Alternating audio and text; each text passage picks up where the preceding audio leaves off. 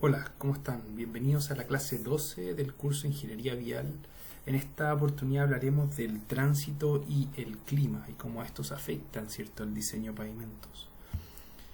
Esta clase se va a estructurar de esta manera. Primero vamos a hablar en términos generales de los factores que afectan la vida útil, ¿cierto?, y la infraestructura, especialmente de los pavimentos. Vamos a después a hablar de tránsito, ¿cierto?, como el tránsito, entendiendo el flujo, ¿cierto?, de vehículos afecta el diseño, ¿cierto? Y cómo también el clima puede llegar también a afectar. Partamos primero entonces con esta idea. ¿Qué factores afectan la vida, ¿cierto?, de la estructura del pavimento?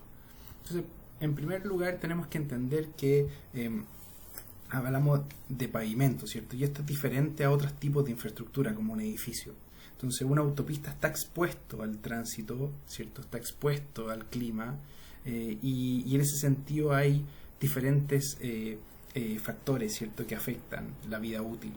Y por lo tanto aquí podemos ver que el primer factor importante es la estructura, ¿cierto? Ya lo hemos conversado anteriormente, el tema de cómo voy eligiendo los materiales, la compactación, etcétera, de la base, subbase, etcétera, y cómo voy preparando las propiedades del asfalto, ¿cierto?, del hormigón. También está la construcción, hay veces que se construye bien, hay veces que se construye mal, ¿cierto? Y la mantención, ¿cierto? Yo necesito que exista una buena mantención del pavimento. Y como les decía, también es súper importante el tema del tráfico, ¿cierto? El factor más importante, ¿cierto? Entendiendo tráfico, pensando en esto, ¿cierto?, de camiones principalmente, ¿cierto?, que son los vehículos pesados. Y también, bueno, el clima, y entre medio está este evento natural, y ahí evento natural también es importante mencionarlo. Hay toda una disciplina que se resume en el concepto de resiliencia, y la resiliencia lo que habla es cómo la infraestructura se va adaptando a este evento natural. Entonces es bien interesante también de analizar. Partamos por el tránsito. Bueno, primera pregunta, ¿cierto? ¿En qué afecta el tránsito? Bueno, sabemos que el tránsito es el principal factor y va a depender un poco del volumen, el tipo de vehículo y la carga transportada, ¿ya? Eso es súper importante. Incluso el tránsito es más importante como factor que el clima en la mayoría de los casos, ¿ya? Y acá es súper importante en términos de carga. Nosotros vamos a diseñar los pavimentos para la carga de los vehículos pesados, ¿ya? O sea, haciendo de alguna manera un símil, lo que nosotros estamos entendiendo es que los vehículos livianos no aportan al diseño estructural de los pavimentos. Es como si nosotros sintiéramos como una hormiga nos pica el brazo, por ejemplo. Esa es la sensación, ¿cierto? Entendiendo la hormiga como este vehículo liviano, ¿cierto?, y el brazo como el pavimento. Entonces, y si el vehículo liviano no aporta, ¿cierto?, al diseño estructural, o sea, no lo voy a considerar para lo que vamos a ver más adelante de los ejes equivalentes, menos van a ser los peatones que cruzan, ¿cierto?, y menos van a ser los ciclistas, ¿cierto?, que utilizan la calzada, ¿ya?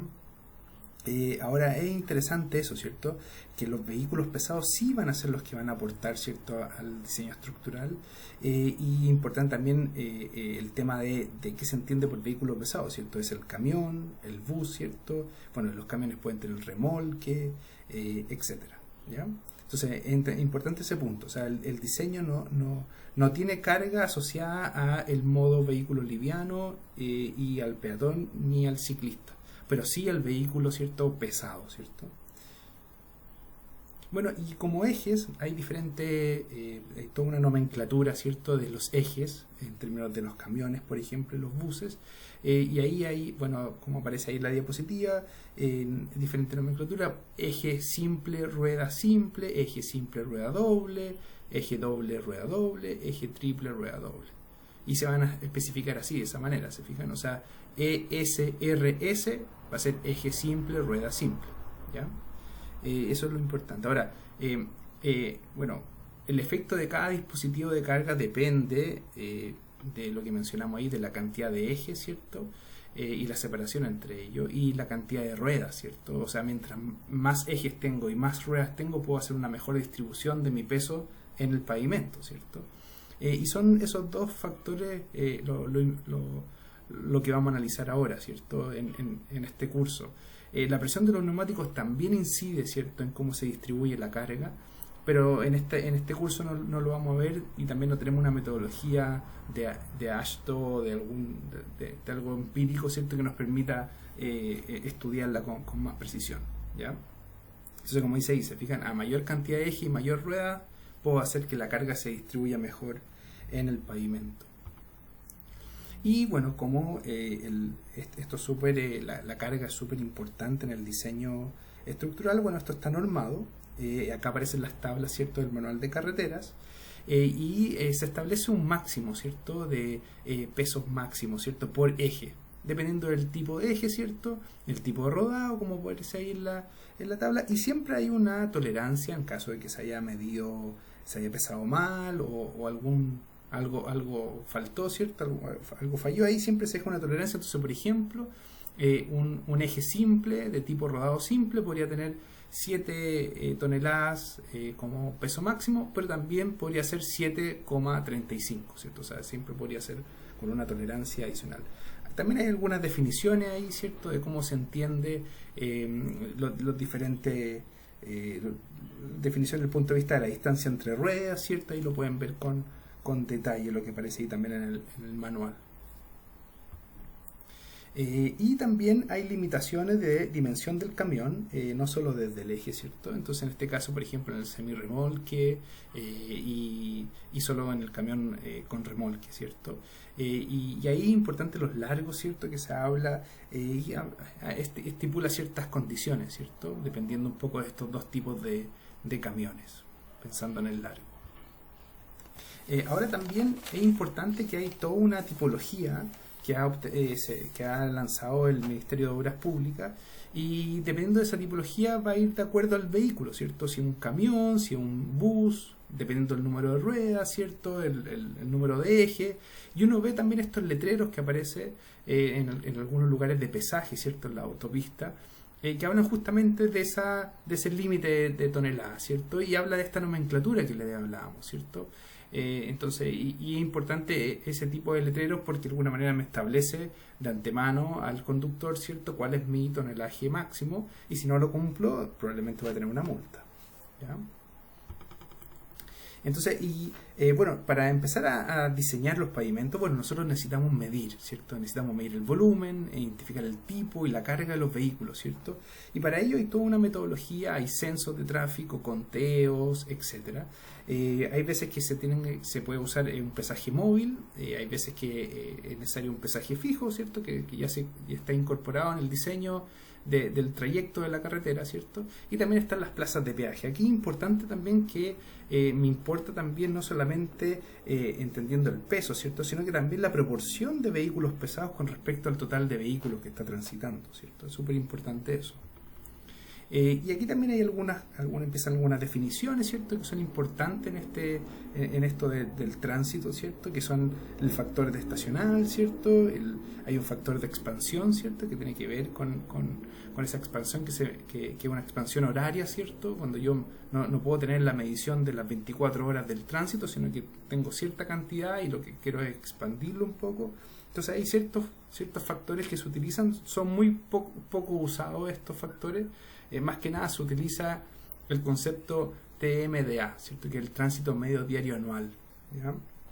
Entonces, y este TMDA puede ser acumulado, ¿cierto?, o puede ser para vehículos de tránsito pesado, o sea, para el bus y el camión. Entonces, acumulado cuando tiene la nomenclatura de A, ¿cierto?, y para pesado tiene la nomenclatura de C, o sea, termina en C, ¿cierto? Y eso es importante, especialmente el pesado, porque me permite entender después cómo yo voy a ir calculando los ejes equivalentes, ¿ya? Entonces, el TMDA nos permite proyectar el flujo que habría, ¿cierto?, en un periodo de análisis, ¿cierto? Entonces, yo tengo un I, que es mi tasa de crecimiento, ¿cierto? Y voy a proyectar cuánto va a ser el flujo, ¿cierto? Ahora, aquí hay un punto importante, que muchas veces nosotros no sabemos un poco qué va a pasar a futuro, ¿cierto?, con otras condiciones. Por ejemplo, puede faltar puede cambiar, por ejemplo, el uso de suelo de la zona, me permite tal vez que haya un desarrollo inmobiliario que genera más tráfico, etcétera. O sea, pueden haber otras condiciones que vayan afectando, pero al menos uno tiene una proyección, ¿cierto? Una expectativa de crecimiento, para dónde va a ir esto, ¿cierto? Y genera entonces los flujos y la distribución de lo que podría pasar a futuro, ¿cierto? Entonces en un N, ¿cierto? Ese N en general se utiliza 20 años y por tanto ahí se proyecta.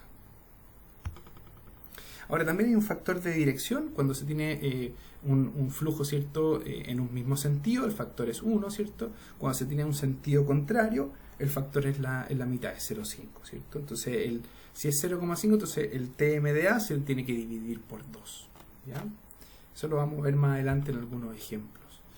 Bueno, también es súper importante la distribución, ¿cierto? Del tránsito por pista. Entonces, el TMDA se va a distribuir por pista. Y obviamente, si ustedes se fijan en esta tabla que aparece, ¿cierto? del manual de carretera, habla de un poco la distribución, ¿cierto? Mostrando aquí una distribución porcentual, ¿ya? De vehículos pesados, ¿cierto? Que están avanzando, ¿cierto? Por tipo de pista, ¿se fijan? Entonces, obviamente, en 2 pistas, por ejemplo, que es la foto que ustedes ven abajo a la izquierda, ¿cierto? Van a ver que la pista más cargada es la externa, ¿cierto? Que la pista, ¿cierto? De la derecha, ¿cierto? Entonces, es por lo general donde los vehículos pesados van, y por la izquierda se hace adelantamiento principalmente de vehículos livianos, ¿cierto? Que además van muy rápido, ¿cierto? Y cuando tengo 3 pistas, por ejemplo, la foto abajo a la derecha, muestra que cuando tengo 3 pistas ya la pista central se me va cargando un poco más con vehículos pesados, y porque también se produce ese adelantamiento de estos vehículos pesados. Ahora, de nuevo, la pista interna es la que menos carga tiene. Ahora, uno podría intuitivamente pensar que esa pista, que es la pista interna, requeriría de un espesor menor, ¿cierto? Yo podría decir, oye, esa pista está menos cargada, puedo diseñarla con un espesor menor porque no pasan muchos vehículos pesados, etcétera. Ahora no es así, ¿cierto? Lo que indica el manual de carretera es que tú tienes que diseñar para la pista más cargada, ¿ya? Entonces, ese es un diseño de un espesor uniforme. Todas las pistas tienen el mismo espesor, las mismas condiciones, ¿cierto? Y eso se da principalmente porque puede haber, por ejemplo, si yo tuviera, pongamos en esta situación, si yo tuviera una ciclovía, por ejemplo, que acuérdense que hablábamos que una ciclovía no aporta a eje equivalente, no aporta al diseño estructural.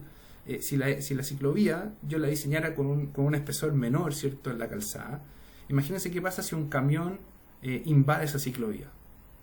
Tendría un deterioro importante el pavimento, ¿se fijan? ¿O qué pasaría si, por ejemplo, la ciclovía se enfrenta a un cruce, una intersección, por ejemplo, a nivel?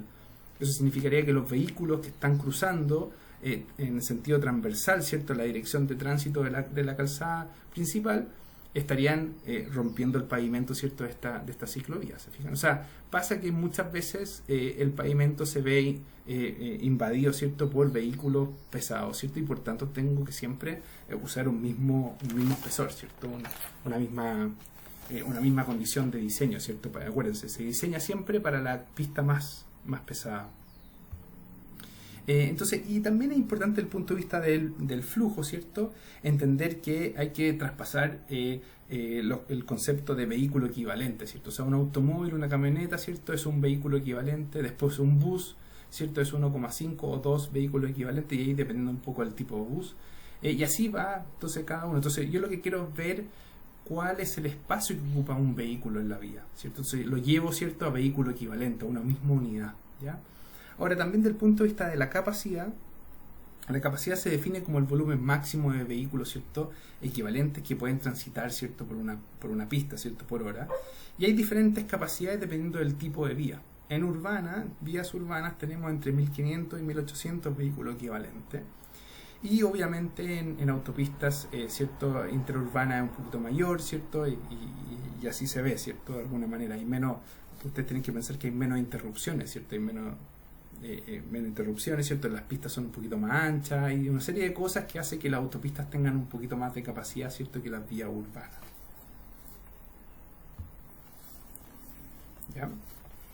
Entonces, es importante luego que entendamos esto de vehículo equivalente, ¿cierto?, y capacidad. Es importante entender que una forma de poder calcular, ¿cierto?, el diseño estructural es poder entender cómo se traspasa las cargas, ¿cierto?, del vehículo, ¿cierto?, al pavimento. Y para ello, la metodología AASHTO ha establecido esta idea de eje estándar, ¿cierto? Esta idea de cómo calcular, ¿cierto?, un peso, ¿cierto?, un vehículo y pasarlo a eje equivalente, llevarlo todo a una misma unidad, ¿ya? Y aquí entonces se ha establecido, ¿cierto?, que el eje simple rueda doble es de 8,16 toneladas, equivalente, ¿cierto?, a 18 kips. Y un poco se ha llevado a eso. Entonces todas las ecuaciones y métodos de diseño que veremos en este curso utilizarán ese valor, ¿se fijan? Y eso es un estándar, es como un mínimo que se ha establecido, ¿ya? Entonces, y lo importante acá, ¿y por qué se usa esto? Es bueno porque de alguna manera vamos a tener diferentes configuraciones y vamos a tener por ende diferentes daños, ¿ya? No es lo mismo entonces tener un pavimento en hormigón y un pavimento en asfalto, obviamente, y la serviciabilidad es diferente, ¿cierto? Entonces vamos a tener un poco que la carga o el daño va a depender del tipo de carga, ¿cierto?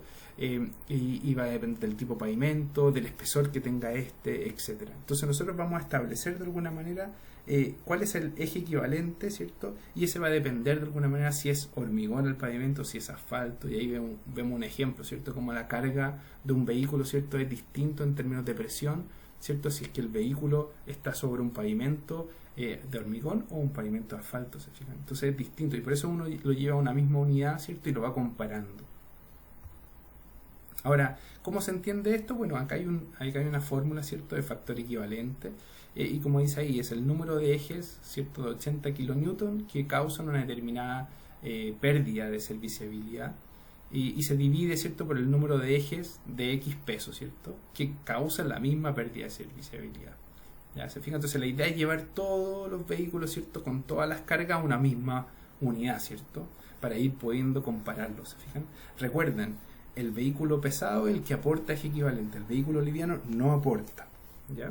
Entonces aquí vemos un ejemplo, la idea es que esto es para un camión, ¿cierto? Entonces, por ejemplo, el eje trasero aporta 1,45 eje equivalente, el eje intermedio, ¿cierto?, 1,45, ¿cierto?, eje equivalente, y el eje delantero simple, ¿cierto?, de 0,60 eje equivalente con 2 ruedas solamente, ¿se fijan? Y entonces uno hace la suma de todo eso y te da 3,5 eje equivalente. Eso es lo que vamos a ver más adelante, cómo calcularlo bien, ¿cierto? Pero acuérdense que el eje equivalente está asociado, ¿cierto?, al deterioro, ¿cierto?, repetitivo que tiene el pavimento, ¿cierto?, como el acumulado, ¿cierto? Eso lo vamos a ir viendo ahora.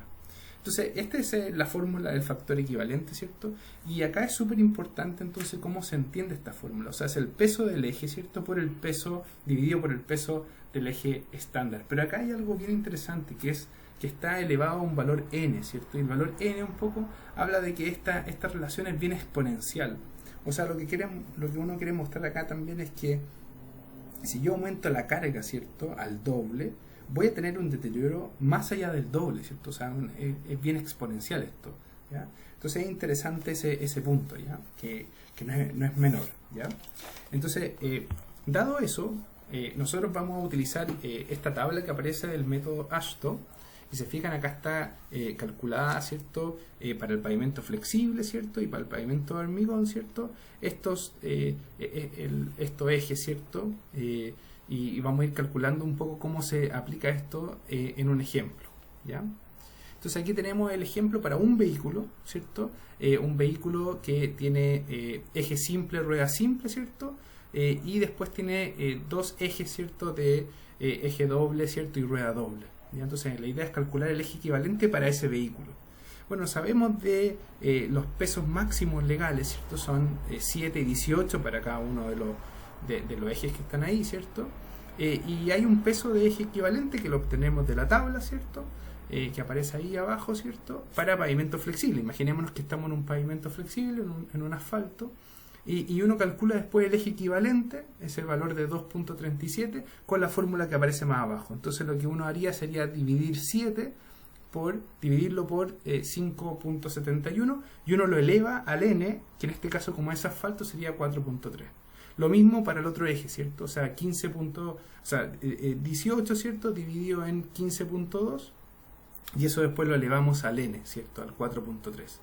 En este caso después se hace la sumatoria, ¿cierto?, el EE total. Acuérdense, como en este caso son dos ejes, se multiplicaría por 2 ese valor de 2,05. Y la suma total te da el 6,47. O sea, uno podría pensar que en este caso este vehículo aporta eje equivalente a 6,47. ¿Se entiende? Entonces, y eso yo lo voy a usar después para los cálculos, ¿cierto?, de diseño estructural del pavimento.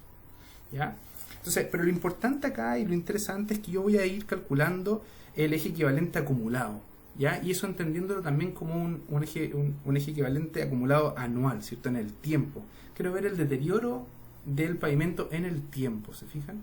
Y por eso yo voy calculando, ¿cierto?, eso. Obviamente, como les decíamos antes, el TMDA se corrige, ¿cierto?, por factores de pista, ¿cierto?, y por otras cosas, ¿cierto?, que uno lo va a ir analizando. A ver, veamos un ejemplo. Imaginemos ahora que no solamente tenemos un vehículo, acá tenemos una autopista, imaginemos 3 pistas, ¿cierto?, por sentido, tenemos una capacidad por pista, ¿cierto?, de 2200, ¿cierto?, y queremos hacer un análisis de 20 años, del 2008 al 2028. Yo voy a hacer una medición, ¿cierto?, voy a medir el TMDA, ¿cierto?, vehículos por día, y voy a hacer una medición, eso lo medí en terreno, por ejemplo, ¿ya? Entonces la primera fila, por tipo de vehículo, ¿cierto?, me va a dar un primer valor, ¿cierto?, de TMDA. La composición vehicular, bueno, es simplemente el porcentaje, cuánto corresponde ese TMDA con respecto al total. ¿Ya? Entonces voy a tener una mayor cantidad de autos, ¿cierto?, y así, camioneta, etcétera, y voy a sacar un porcentaje, ¿ya? Ahora también el factor direccional, en este caso, es 0,5, ¿cierto? Pensando que son bidireccional, ¿cierto? Tiene doble sentido, ¿cierto? Entonces es bidireccional, tiene 0,5. El TMDA entonces se divide por 2, porque es 0,5, ¿cierto? Ese factor direccional. Tengo un factor de pista de diseño, que es la distribución, ¿cierto? Porque si yo tengo 3 pistas, tengo que distribuir el flujo por las 3 pistas, ¿cierto? Entendiendo como una uniformidad, ¿cierto? Entonces se divide por 1/3, ¿cierto? Y entonces el TMDA, ¿cierto?, va a corresponder por pista a ese valor que aparece ahí. Entonces voy analizando esto de esa manera, ¿se fijan? La tasa de crecimiento, un valor, en este caso un dato, ¿cierto?, un dato de enunciado del ejercicio, del ejemplo. El factor de equivalencia, acuérdense que esto quiere decir con el vehículo equivalente. ¿Se acuerdan eso que pasábamos de los vehículos a ver cuánto espacio ocupa un vehículo? Y si se fijan acá, algo súper importante, factor de eje equivalente, la última fila abajo, el auto y la camioneta no aporta eje equivalente, ¿se fijan? Pero sí los buses, el camión, ¿cierto?, de diferentes tipos, ¿cierto? Y es un poco el ejercicio que hicimos con el aporte que hace el camión, ¿cierto?, individualmente, que hicimos un ejercicio anterior, ¿cierto? Entonces cada camión, cada bus va a aportar eje equivalente, ¿se fijan? Pero los autos y las camionetas no, ¿ya? Ahora, si tenemos entonces esto, lo llevamos, ¿cierto?, al análisis por año, ¿cierto? Nosotros tendríamos entonces el análisis y vamos proyectando, ¿cierto? ¿Se acuerdan que había un TMDA que uno proyectaba, ¿cierto?, a diferentes años, en este caso a 20 años, y uno va a ir calculando entonces cómo se proyecta ese flujo, ¿cierto? Y uno va a ir calculando, si se fijan en las columnas más hacia la derecha, va a ir calculando, ¿cierto?, el volumen, ¿cierto?, que es el vehículo por hora por pista. Pero acuérdense de una cosa, ¿se acuerdan que habíamos hablado que si yo tenía que considerar el flujo de autos y camionetas para el cálculo de capacidad, no así para el cálculo de eje equivalente? Entonces, en este caso, el auto y la camioneta, junto con los vehículos, ¿cierto?, pesados, me aportan obviamente al cálculo de la capacidad. Entonces, si se fijan, como mi capacidad de la vía era 2200, llega un minuto que la columna más hacia la derecha, llega un minuto que no puedo seguir aumentando, ¿cierto? Entonces yo puedo saber que al 2014 voy a llegar a capacidad. ¿Se fijan? Ya no puedo seguir aumentando por pista la cantidad de vehículos, ¿cierto? En este caso, vehículo equivalente. Entonces, el análisis es súper interesante acá. Autos y camionetas me aportan efectivamente al cálculo de la capacidad, pero no así para el cálculo de eje equivalente, ¿ya? Y obviamente los vehículos pesados aportan tanto para la capacidad como también para los ejes equivalentes. Entonces, la siguiente diapositiva muestra un poco este eje equivalente calculado. Si ustedes se fijan, llega un minuto, ¿cierto?, que en el 2014, ¿cierto?, mi eje equivalente ya no sigue aumentando, ¿cierto?, porque estoy llegando a capacidad, ¿ya? Entonces ahí aparece un poco la penúltima columna, ¿cierto?, que dice un poco que llega al 2014 y se mantiene entonces ese eje equivalente por año. No así, obviamente, la última columna que habla del acumulado, ¿cierto?, el eje equivalente acumulado por el año, ¿cierto?, por cada año, y voy a ir acumulando, ¿cierto? Y obviamente yo quiero saber cuánto es ese eje equivalente acumulado, total, proyectado, ¿cierto?, a los 20 años. En este caso veo el último valor y me daría algo así como 23 millones, ¿cierto?, 23.3 millones. Y ese es el valor que yo voy a usar después para el cálculo estructural. ¿Se fijan? Esa es la idea un poco que les quiero mostrar. Vamos ahora a las solicitaciones, ¿cierto?, de clima. Bueno, ¿qué tipo de solicitaciones tenemos de clima?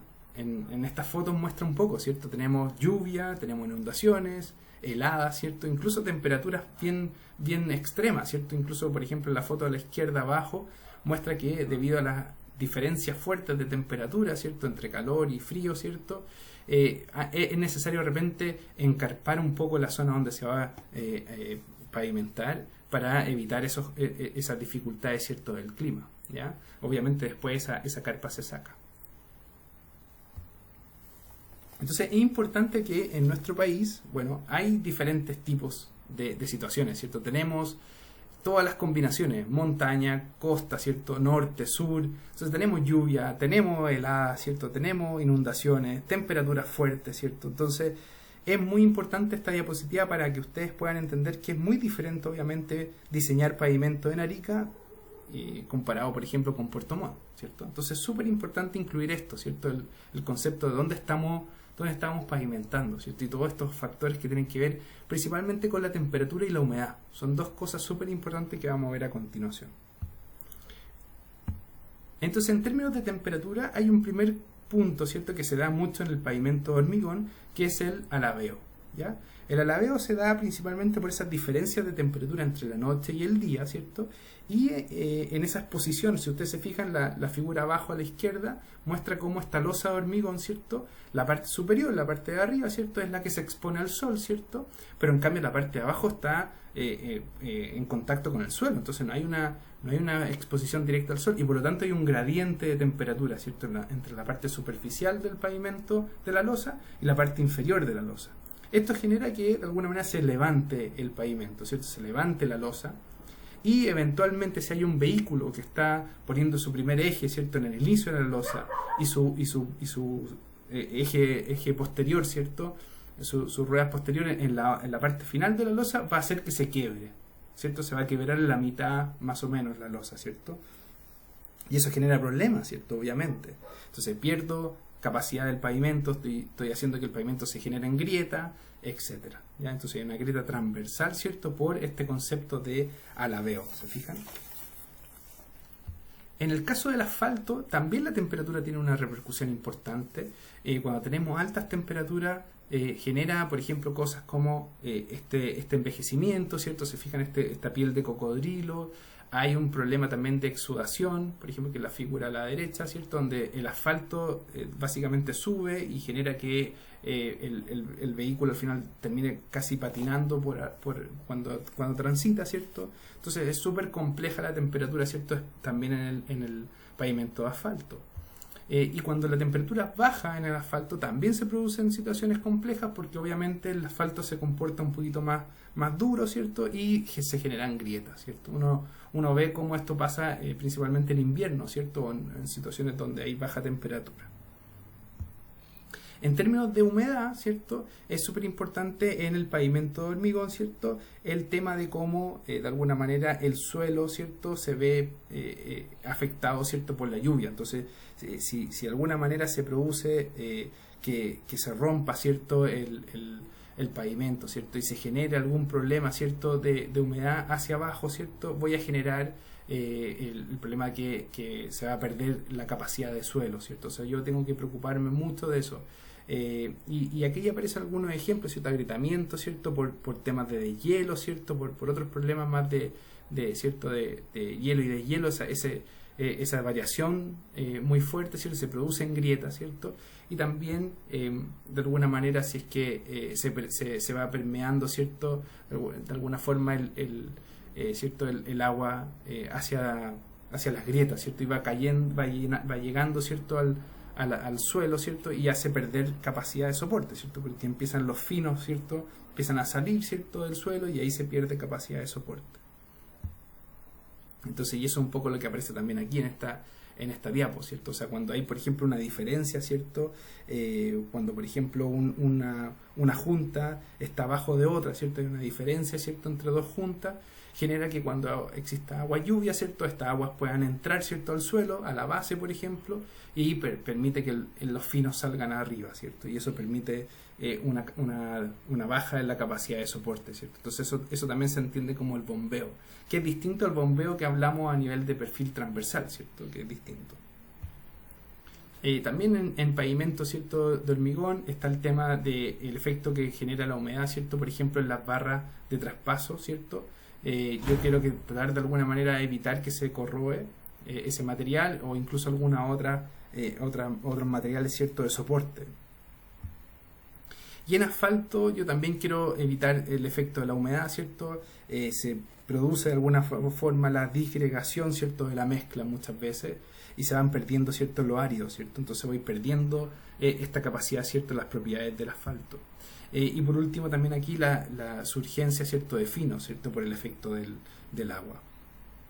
En resumen, un poco esta clase también habla de la importancia del drenaje, ¿cierto? De los pavimentos, impedir que el agua entre, ¿cierto? En los suelos.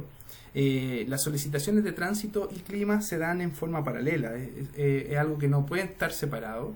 Y algo también importante que lo mencionamos, ¿cierto? Que hay cierta incerteza de lo que pueda suceder. Nosotros proyectamos el tránsito a ciertos años, 20 años, pero ¿qué pasa si cambian las condiciones, ¿cierto? Si, por ejemplo, de repente hay un nuevo desarrollo inmobiliario y se instala un mall, una industria, ¿cierto? Que genere demasiado flujo, ¿cierto? Más allá de lo proyectado, va a generar obviamente un cambio en el diseño preliminar. Entonces, hay cosas que de alguna manera tenemos pensada inicialmente el proyecto, pero pueden cambiar en un futuro, ¿cierto? Cercano. Entonces, hay cierta incerteza de lo que puede pasar. Esa es un poco la clase de hoy día. Agradecemos también a Esteban Pérez, igual que en las otras clases también, que nos ha podido compartir su material y ha permitido un poco también nutrir esta clase con otros conocimientos y herramientas. Así que muchas gracias y cualquier duda me avisan por mail. Nos vemos en la próxima.